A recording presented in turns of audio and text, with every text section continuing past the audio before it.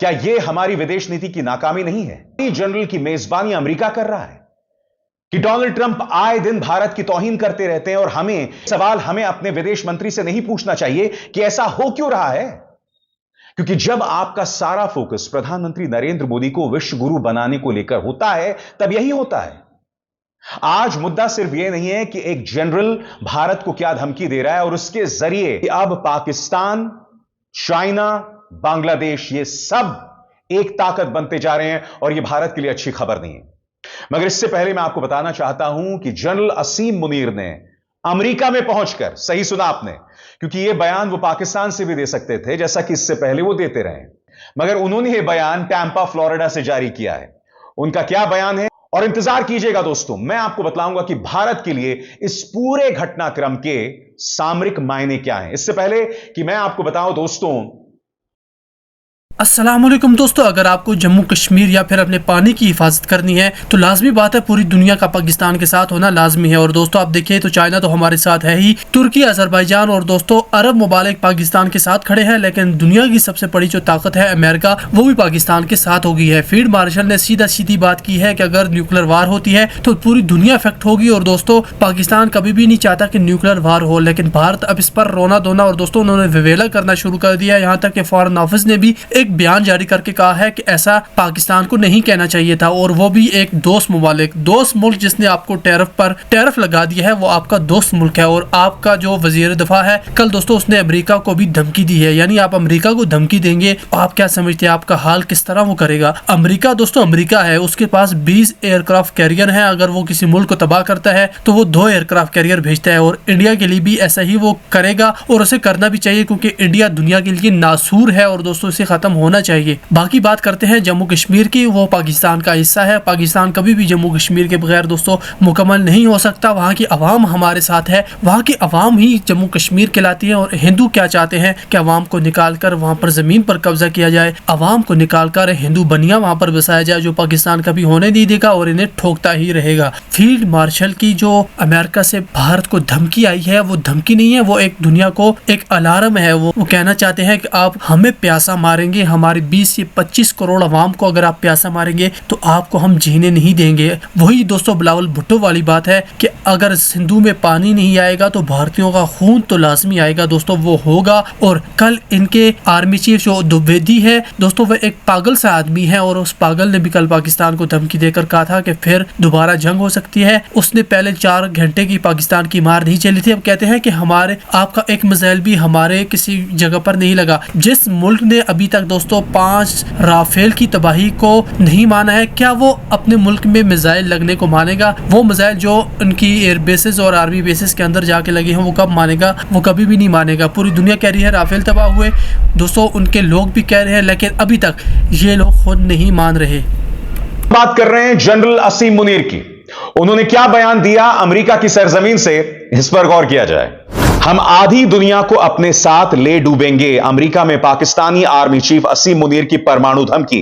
पाकिस्तान के field marshal ने यह भी धमकी दी कि भारत सिंधु नदी के पानी के रास्तों पर जो भी ढांचा बनाएगा उसे तबाह कर देंगे। उन्होंने कहा कि उनके देश के पास मिसाइलों की कोई कमी नहीं है। और इस बयान के ठीक एक दिन बाद, जैसा कि आप इस तस्वीर में देख सकते हैं, अमेरिकी chief of defence staff general Dan Caine के साथ असीम मुनीर मुलाकात कर रहे हैं। क्या अमेरिका की सोच आंशिक हो गई है? क्या वो आधा बहरा हो चुका है? असीम मुनीर उसी की जमीन। तो यहां 2 चीजें हैं। पहली बात, अमेरिका की जमीन से कोई परमाणु धमकी दे रहा है, मगर डोनाल्ड ट्रंप की कान में जूं तक नहीं रेंग रहा है, नंबर 1। इस बीच भारतीय विदेश मंत्रालय का बयान आ गया है, जिसमें उन्होंने न सिर्फ पाकिस्तान बल्कि अमेरिका पर भी निशाना साधा है। भारतीय विदेश मंत्रालय का बयान आपकी स्क्रीन पर। अमेरिकी दौरे पर गए पाकिस्तान के आर्मी चीफ द्वारा दिए गए बयानों पर हमारा ध्यान गया है। परमाणु धमकी देना पाकिस्तान की पुरानी, इनके हौसले बढ़ कैसे रहे हैं? और सबसे बड़ी बात, फिर इस तस्वीर को देखिए, अमेरिकी chief of defence staff general Ken से मुलाकात करते हुए असीम मुनीर। क्या कहना चाहेंगे प्रधानमंत्री इस तस्वीर के बारे में? विदेश मंत्री एस जयशंकर इस तस्वीर के बारे में क्या कहना चाहेंगे?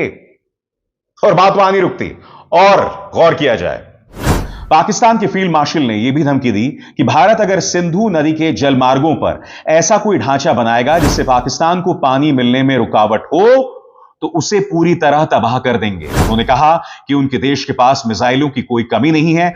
मुनीर ने दावा किया कि अप्रैल में पहलगाम आतंकी हमले के बाद नई दिल्ली द्वारा सिंधु जल संधि को स्थगित करने का फैसला 25 करोड़ लोगों को भुखमरी के खतरे में डाल सकता है।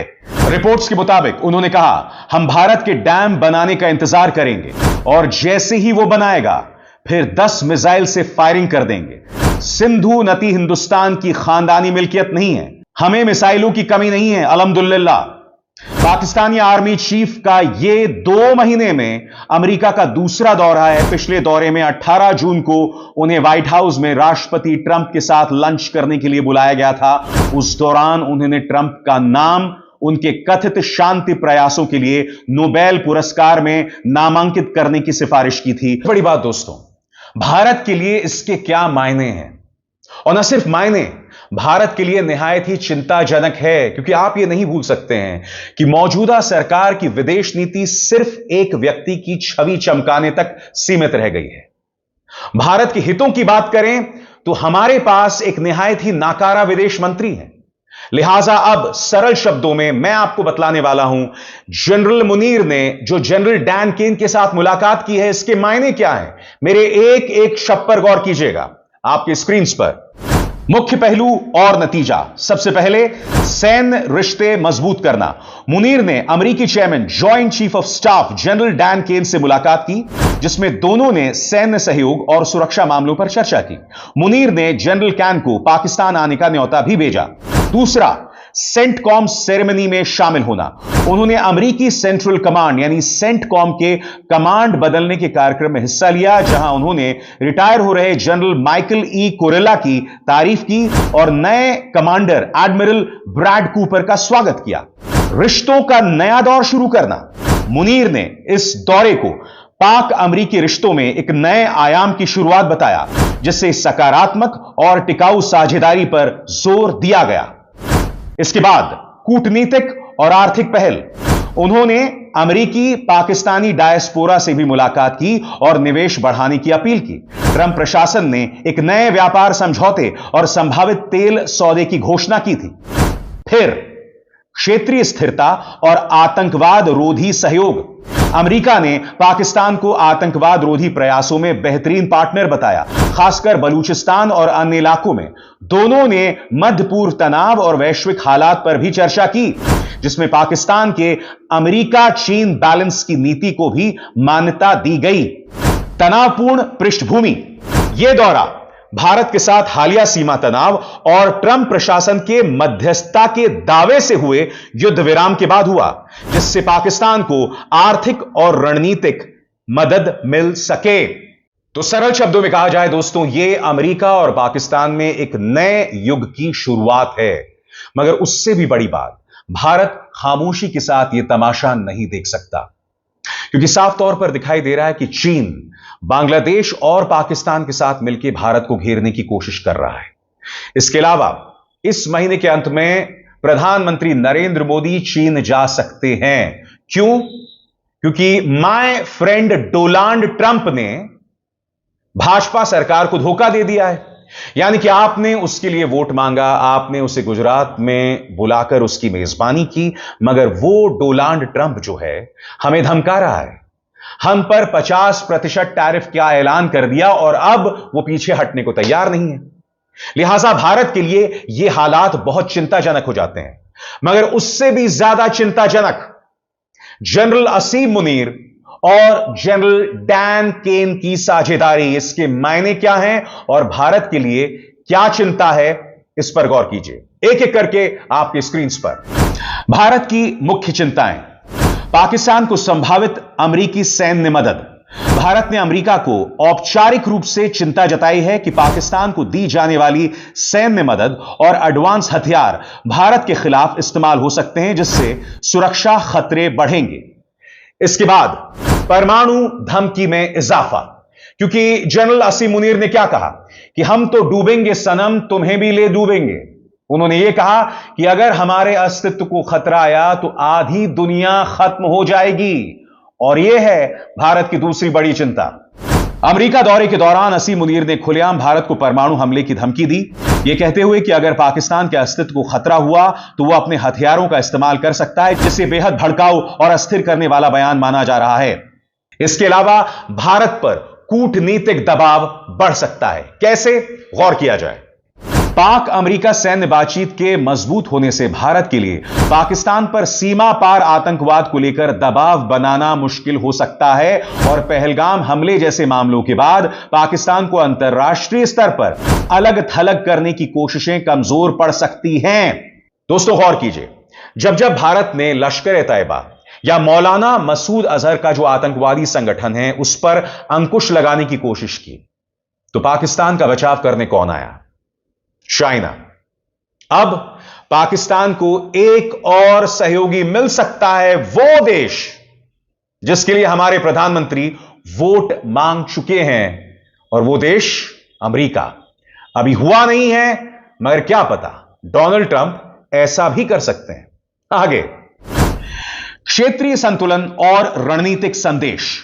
असीम मुनीर का अमेरिकी टॉप लीडरशिप से सीधा जुड़ना और आक्रामक सार्वजनिक रुख अपनाना पाकिस्तान का हौसला बढ़ा सकता है, जिससे भविष्य में भारत को सैन्य चुनौती देने या विवाद बढ़ाने की उसकी संभावना बढ़ सकती है। भारत फिलहाल अमेरिका और अन्य अंतर्राष्ट्रीय साझेदारों के साथ बातचीत कर रहा है, हालात पर नजर रख रहा है और अपने सुरक्षा व रणनीतिक हितों की रक्षा के लिए कदम उठा रहा है। मुद्दा सिर्फ यह नहीं कि असीम मुनीर अमेरिका पहुंच के किस तरह का बयान दे रहे हैं।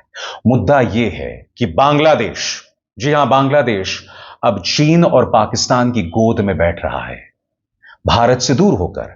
आपके स्क्रीन पर इस खबर पर गौर कीजिए, बीबीसी की खबर है, भारत से दूर चीन पाकिस्तान के कितने करीब पहुंचा बांग्लादेश। मैं आपको याद दिलाना चाहूंगा दोस्तों, अभी कुछ ही दिनों पहले एक तस्वीर वायरल हुई थी जिसमें पाकिस्तान, चीन और बांग्लादेश तीनों के प्रतिनिधि हाथ मिला रहे थे। मैं फिर आपसे पूछना चाहता हूं, भारत की विदेश नीति में ऐसी क्या नाकामी सामने उभर कर आ गई कि ये तीनों देश सामने एक साथ हो गए? याद कीजिएगा, राहुल गांधी ने इस बात का जिक्र किया था आज से कुछ सालों पहले कि इस सरकार की एक खासियत रही है, यानी कि भाजपा सरकार की, कि पाकिस्तान और चीन करीब आ गए। उनके इस बयान का मजाक बनाया गया था, और फिर ऑपरेशन सिंदूर पर जो बहस हुई थी, राहुल गांधी ने उसे फिर दोहराया था। आइए देखते हैं राहुल का पुराना बयान और फिर उन्होंने ऑपरेशन सिंदूर के दौरान जो कहा था। दोनों बयानों को एक बार फिर देखते हैं। 1 second, please. The single biggest, you can ask anybody who understands, the single biggest strategic goal of India's foreign policy has been to keep Pakistan and China separate. This is fundamental for India. And what you have done is you have brought them together. Today, do not be under any illusion. Do not underestimate the force that is standing in front of you. Do not underestimate the power that stands in front of us. Do not underestimate it. You have brought Pakistan and China together, and this is the single biggest crime that you could commit against the people of India. China has a clear vision, and I can clearly see, without any confusion in my mind, that China has a plan. China has a plan.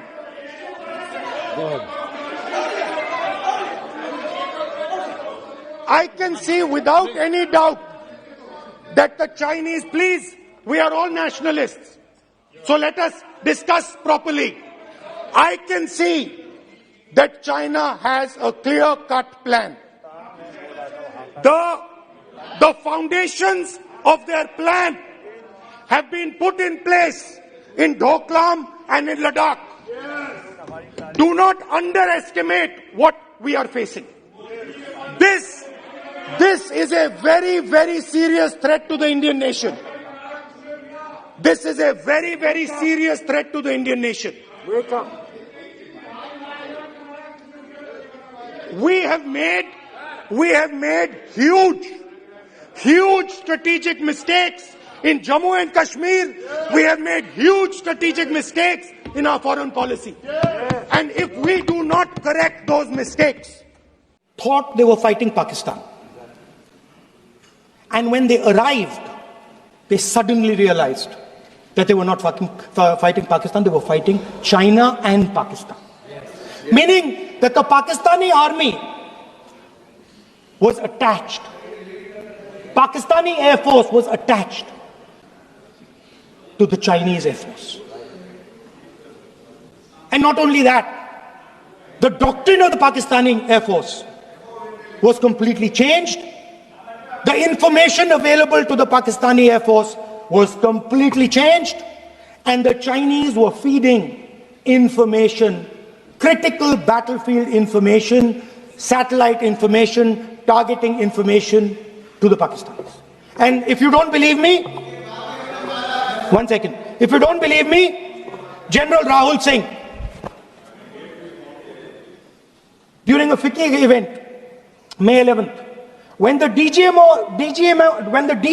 level talks were going on, Pakistan actually was mentioning, we know that you such and such important vector is primed and ready for action. I would request you to perhaps pull it back. And he says, so it is very clear they were getting live battlefield inputs from China.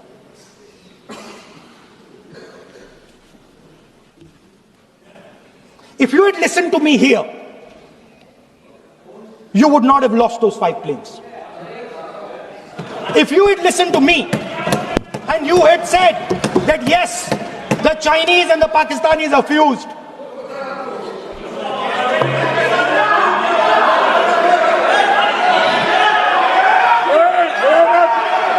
sir,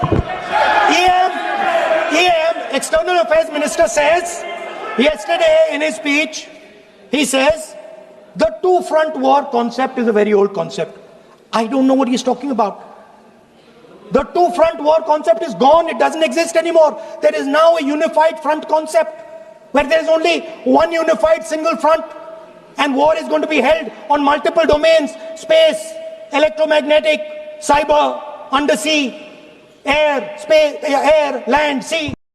मैं फिर आपसे पूछना चाहता हूं, क्या एक व्यक्ति का महिमा मंडन करके साथ जबरदस्त नाराजगी में है क्योंकि डोनाल्ड ट्रंप को लगता है कि भारत जो है वो रूस से तेल ले रहा है, जबकि खुद अमेरिका और यूरोप रूस के साथ व्यापार कर रहे हैं, जबकि खुद अमेरिका ने भारत को मशवरा दिया था कि आप रूस से तेल लीजिए। तो फिर डोनाल्ड ट्रंप जिस